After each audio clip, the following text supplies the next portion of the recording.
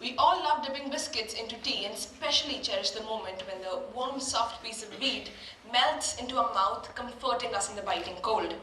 A luscious experience. Anyway, what I want to highlight in this routine is that on prolonged dipping of the biscuit into the tea, the soaked part of the biscuit breaks off. See, it just broke off. Now here comes the subject of the topic, opportunity. The biscuit here symbolizes an opportunity which wasn't used well enough by making it wait in the tea, that is life. What's left after the biscuits getting down in tea is nothing but regret, which makes you heavy. Just as repeated breaking off of the biscuit into tea makes it heavy, makes it fludged, makes it sludgy. On the contrary, if we munch the biscuit at the correct time, with full awareness, it adds to the taste of tea, leaving behind a long-lasting imprint. Moving on from tea temptations, let's talk about what is opportunity. Opportunity may not mean the same to two different people. What it is to a teenager may not be the same to an adult.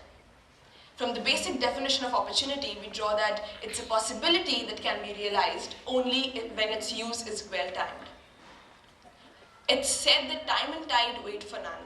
Well, I'll undoubtedly add opportunity onto that list. So opportunity is zero if time isn't its hero. Moving on to the next concern. That is, how does an opportunity look like? Opportunities may strike you as massive occurrences, too evident and visible for you to ignore, or they may be just as seamless as cracks in the ceiling, seemingly invisible, but still present there for you to exploit. Seldom does life offer the first type of opportunity, that which is glaring in your face. I still very well remember how unexpectedly I started writing poetry. And in my previous school, students used to submit their work for the annual school magazine. Even I started submitting my poems. And as years passed on, the number of poems posted in the magazine increased. Now I'll quote this as a very, very small opportunity that was paving way for the big one, the Albert Barrow Creative Writing Competition. This was the most startling point in my life because I very well knew that there were many better writers than me. Had I not been this active in the school magazine, I would never have experienced this milestone. So never mind, big or small, just give it a call. The next question that might concern you is any opportunity coming your way? Now there is a very well-known quote that opportunities strike your door only once. And its upgraded version says that if opportunity doesn't strike your door, build a door. Well, I say, why? If opportunity doesn't strike your door, you go and knock it. The only opportunity for you is you. This would not only make you remorse-free, but you'll give yourself a big fat chance to build a door for the other opportunities to knock on in case you lack one. So next time, whenever you face an opportunity, just create your own and let it not be alone. The next concern is how to identify a good opportunity. The most optimum opportunity comes with the tag of evolution.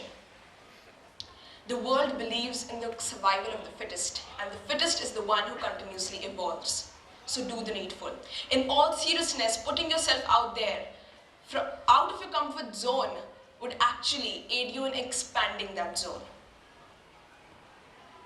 So opportunity is at its best when evolution is at its crest. Well, take something from this event. My speaking here is an opportunity. Your listening there is an opportunity. Maybe a role in some play, class participation, or taking up some quizzes or debates is an opportunity. Or leave it. Just take a subtle chill like Newton did, and you never know which apple might strike your head. So, this is the most important question. How do we react on facing an opportunity? The questions that pop up in our mind are like, am I ready? Will I be able to? Should I? What if that happens? What if that doesn't happen? What if I fail? And a stormy mind won't come to rest. What's needed here are peaceful musings that water down displays. Because these questions make you doubt your own capabilities and maybe even beyond. So now whenever you meet an opportunity, just give it a poised greet. The reason behind me choosing this topic as a talk was firstly that I relate to it a lot and the discovery of this tea biscuit theory. And secondly, that until class 9, I was one of those very casual children who remained at a constant level of low participation. Engaging somewhere or not didn't make any difference. I was happy either way. But having said that, I'm pretty sure of two things. One, we'll never look at a tray of tea and biscuits the same way as we just did 6 minutes ago. And secondly, that we'll never literally let our biscuits break off into tea from now on, no matter what. On that note, I'll just say, have a nice cup of opportunity, and thank you.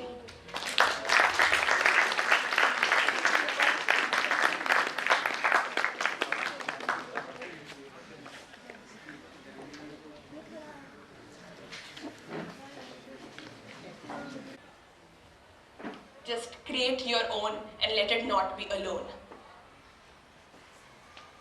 The next concern is how to identify a good opportunity. The most optimum opportunity comes with the tag of evolution. The world believes in the survival of the fittest, and the fittest is the one who continuously evolves. So do the needful. In all seriousness, putting yourself out there, out of your comfort zone, would actually aid you in expanding that zone. So opportunity is at its best when evolution is at its crest. Well, take something from this event. My speaking here is an opportunity. Your listening there is an opportunity. Maybe a role in some play, class participation, or taking up some quizzes or debates is an opportunity. Or leave it. Just take a subtle chill like Newton did, and you never know which apple might strike your head. So, this is the most important question. How do we react on facing an opportunity? The questions that pop up in our mind are like, am I ready? Will I be able to? Should I? What if that happens? What if that doesn't happen? What if I fail? And a stormy mind won't come to rest. What's needed here are peaceful musings that water down displays. Because these questions make you doubt your own capabilities and maybe even beyond. So now whenever you meet an opportunity, just give it a poised greet. The reason behind me choosing this topic as a talk was firstly that I relate to it a lot and the discovery of this tea biscuit theory. And secondly, that until class 9, I was one of those very casual children who remained at a constant level of low participation. Engaging somewhere or not didn't make any difference. I was happy either way. But having said that, I'm pretty sure of two things.